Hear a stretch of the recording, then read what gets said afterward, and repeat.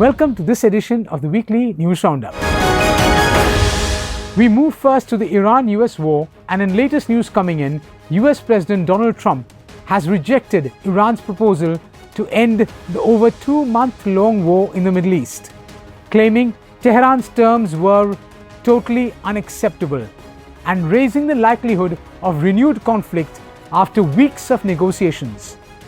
The American commander-in-chief, who is under increasing domestic pressure to end the Iran war, claimed the Islamic Republic was militarily defeated, as he insisted that Tehran's nuclear program, one of the main reasons why Trump started the war, has been contained.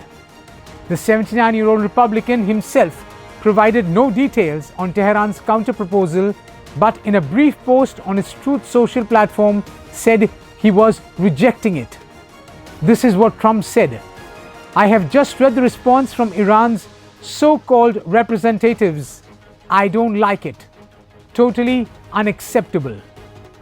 The Wall Street Journal, citing people familiar with the matter, reported that Iran has laid out its own demands to Washington and proposed to have some of its highly enriched uranium diluted and the rest transferred to a third country. In its response, delivered through mediator Pakistan, Iran sought guarantees that the transferred uranium will be returned if negotiations fail or Washington quits the agreement later, sources told the journal. Trump made no mention of such details in rejecting Iran's response. We bring you this report. Iran responded by warning it would not hold back from retaliating against any new U.S. strikes or permit more foreign warships in the Strait of Hormuz. Iranian state television reported that Tehran has also rejected the American counter-proposal as amounting to surrender, insisting instead on war reparations by the U.S., full Iranian sovereignty over the Strait of Hormuz, an end to sanctions, and the release of seized Iranian assets. According to state broadcaster IRIB, the U.S. plan, passed to Pakistani mediators, focuses on ending the war on all fronts, especially Lebanon, where Israel has kept up its fight with Iran-backed Hezbollah, as well as on ensuring shipping security. The U.S. proposal had also reportedly focused on extending the truce in the Gulf to allow for talks on a final settlement of the conflict and on Iran's contested nuclear program. Tehran publicly maintained its defiant line despite behind-the-scenes diplomacy. "We will never bow down to the enemy, and if there is talk of dialogue or negotiation, it does not mean surrender or retreat," Iranian President Masoud Pezeshkian said on X. Iran's new supreme leader, Mojtaba Khamenei, who has not been seen or heard publicly since the war began, issued new and decisive directives for the continuation of operations and the powerful confrontation with the enemies, while meeting with the head of the Joint Military Command, the state broadcaster reported, with no details. The back and forth came as Israeli Prime Minister Benjamin Netanyahu, whose forces launched the war on Iran along with the U.S. military on February 28th, insisted the conflict was not over until Iran's enriched uranium was removed and its nuclear facilities dismantled. Since early in the war, Iran has imposed a blockade on the vital Strait of Hormuz, sending global oil prices soaring and rattling financial markets. It has since set up a payment mechanism to extract tolls from ships crossing the strait, but U.S. officials have stressed it would be unacceptable for Tehran to control an international waterway and the route for a fifth of the world's oil and other vital materials. The U.S. Navy, meanwhile, is blockading Iran's ports, at times disabling or diverting ships heading to and from them. Britain and France are leading efforts to create an international coalition to secure the strait after a peace deal is reached, with both countries sending vessels to the region in advance. The two countries this week will host a multinational meeting of defense ministers from more than 40 nations on military plans to restore trade flows through the Strait of Hormuz, the United Kingdom said. But Iran has warned that Britain and France would meet a decisive and immediate response should they deploy their ships to the strait. Iranian Deputy Foreign Minister Kazem Garibabadi posted on X saying, "Only the Islamic Republic of Iran can establish security in this strait, and it will not allow any country to interfere in such matters." The next report we have is on the incident of the deadly Hantavirus infection aboard the Dutch cruise ship MV Honduras, which was docked near Cape Verde in South Africa. Infected people aboard the ship have been evacuated from the ship and brought to hospitals in Europe. The first fatality on the ship was a 70-year-old Dutch man who died while aboard the ship. The man's 69-year-old wife became ill and died on April 26th in Johannesburg while attempting to fly home to the Netherlands. The third fatality was a German passenger who died on May 2nd. The National Institute for Communicable Diseases in South Africa said that all 3 confirmed cases involved the Andes virus, a type of hantavirus that is primarily found in South America and is the only type known to spread between people. But the variant does not spread between people incidentally and requires close, sustained contact, as might occur aboard a cruise ship. And in latest news coming in about the affected passengers, the last 2 evacuation planes carrying passengers and crew from the cruise ship have landed in the Netherlands, as a repatriated US passenger tested positive for the respiratory infection. The 2 planes carrying 28 evacuees from the MV Honduras. We bring you this report. The MV Honduras departed from Argentina in early April with about 150 passengers and crew members. Among the planned stops on its route were Antarctica, the Falkland Islands, South Georgia Island, Nightingale Island, Tristan da Cunha, St. Helena and Ascension. Since April 11th, 3 passengers who were aboard the MV Honduras have died and 5 other people have been sickened after showing symptoms of the Hantavirus, a rare family of viruses carried by rodents, according to the World Health Organization. After the outbreak began, the ship headed to Cape Verde, where officials did not allow passengers to disembark.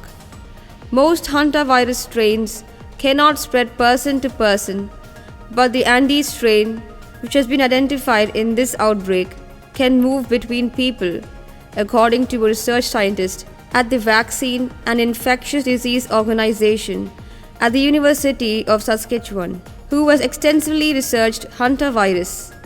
But the virus does not spread easily, requiring repeated close contact. The Arizona Department of Health Services received notification that 1 resident was a passenger on the ship. According to them, this individual is not symptomatic and is being monitored. Monica Garcia, the Spanish health minister, said during a news conference on Wednesday that the Honduras would sail to a port in Tenerife, one of Spain's Canary Islands. From there, she said, passengers would be able to return home if they are medically fit to travel. Spain's central government, which has authority over its ports and the handling of potential infections from overseas, was clear that the ship was coming. Health Minister Ms. Garcia said during the news conference, "We are not going to get into the political controversy. I believe it's not the time." As part of the evacuation process, under which the passengers were all to be removed from the ship, 2 evacuation planes carrying passengers and crew from the cruise ship have landed in the Netherlands as a repatriated US passenger tested positive for the respiratory infection. The passengers, 4 from Australia, 1 from New Zealand, and 1 British resident of Australia, are expected to stay in a quarantine facility near the Eindhoven Air Base before they are repatriated. The arrival caps a complex operation in which 94 people have been evacuated and repatriated in some 20 countries to enter a period of quarantine. It comes 41 days after the MV Honduras set off from southern Argentina and 9 days after the first positive test result for the respiratory viral infection. Officials from the US Department of Health and Human Services said that one of the 18 American passengers evacuated from the ship had tested positive in a biochemical unit in Nebraska. The officials said the infected person was being monitored along with 15 others at the University of Nebraska Medical Center, while 2 others, a couple, are at Emory University Hospital in the city of Atlanta. The UK Health Security Agency said 2 people who were on board the ship and had returned to Britain on their own are self-isolating, according to a statement from the agency. Neither person is reporting symptoms, the agency said. Recently in the Middle East, where Israel is fighting Hezbollah on one side and the Iranian army on the other side, undertook a silent mission in India. Announced last year by Benjamin Netanyahu, Israel airlifted around 250 members of the Bnei Menashe community as part of its Operation Wings of Dawn. The mission begins in the hills of the northeast of India to relocate around 5,000 members of the Bnei Menashe community from Manipur to Tel Aviv. For some, it is a journey from one violence-hit territory to another. But for most of the Bnei Menashe community members who trace their roots to one of the biblical lost tribes of Israel, it is the end of a long journey to their ancestral home. The Israeli government airlifted the first batch of around 250 community members through Delhi. Last year, the Benjamin Netanyahu government announced an initiative to fund the immigration of around 4,600 members of the community from India. Over the past 2 decades, nearly 5,000 people have already migrated to Israel. According to the Jerusalem Post, the wider plan seeks to relocate the remaining members of the Bnei Menashe community currently residing in Mizoram and Manipur. Under the proposal, around 1,200 more immigrants are expected by the end of 2026, while the complete relocation of nearly 6,000 community members is projected by 2030. We bring you this report. The arrivals landed at Ben Gurion Airport as part of Operation Wings of Dawn, a joint program led by Israel's Aliyah and Integration Ministry and the Jewish Agency for Israel. Officials described the flight as the first in a series of planned arrivals in the coming weeks. Around 600 immigrants are expected in 3 phases under the immediate rollout of the initiative. Many of the new arrivals are young families who will initially stay in absorption centers in North Hagalil, where some are expected to reunite with relatives who had immigrated in early years. Additional settlement arrangements are also planned in Kiryat Yam. Operation Wings of Dawn is reportedly a joint initiative led by the Aliyah and Integration Ministry and the Jewish Agency for Israel. While the first flight of the Bnei Menashe members landed in Tel Aviv recently, 2 additional flights are scheduled in the next 2 weeks. According to the Aliyah and the Integration Ministry, now, who are the tribe of Bnei Menashe? As per the Bible, the ancient people of Israel were divided into 12 tribes. 10 were named after the sons of Jacob, and 2 after his grandsons, Ephraim and Menashe or Manasseh, the children of Joseph. The Bnei Menashe community claims to be descendants of Menashe. They were exiled in 722 BC by Assyrian conquerors after the defeat of the Kingdom of Israel. After a centuries-long exodus through Persia, Afghanistan, Tibet and China, around 10,000 members of the community reached India's northeast and settled in Manipur and Mizoram. A sociology researcher from IIT Delhi explained that Bnei means children and Menashe refers to Manasseh, while explaining the identity and historical narrative of the group. According to a news report, about 10,000 people from the community live in the northeast and teach their children about the importance of the religion and how the ancestors wandered from the ancient Middle East across Asia. Today, the community is concentrated mainly in Manipur and Mizoram. In Manipur, many members are socially classified within Kuki tribal communities. Though they follow Judaism, rather than Christianity, which became dominant among many tribal groups in the region during the early 20th century. Religion remains one of the central motivations for migration. Several members of the community have said access to Jewish religious life is limited in remote hill areas of northeast India. Benjamin Hokip, a resident of Manipur, said that observing all customs was difficult in the hills. Some prayers require a minyan or quorum, which is hard to find in the hills. We want to go to Israel for our religion, he said. A minyan refers to the quorum of 10 Jewish adults required for certain religious obligations. Community members have also cited limited access to kosher food, Hebrew education, and Jewish cultural resources. Many prospective migrants have reportedly begun learning Hebrew through digital platforms such as Duolingo. Economic opportunity is another major factor. Many Bnei Menashe families in northeast India are engaged in farming or manual labor, while those who have migrated earlier to Israel have reportedly found employment in trucking, construction, and services with significantly higher incomes.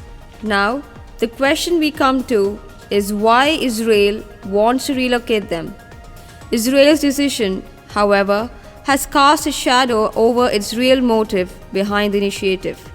Israel, which has been involved in a prolonged war with Hamas in Gaza and later with Iran, is facing a labor crunch. Much of its workforce have been depleted due to conflicts that began with the offensive by Hamas in 2023. The decline in migrant labor from countries such as Nepal and Thailand due to the war has also affected the economy. The relocation of the Bnei Menashe community will help replenish its workforce. The Israeli government's motive to settle the community in border areas like Galilee is also being seen as a bid to balance the Arab-Israeli population.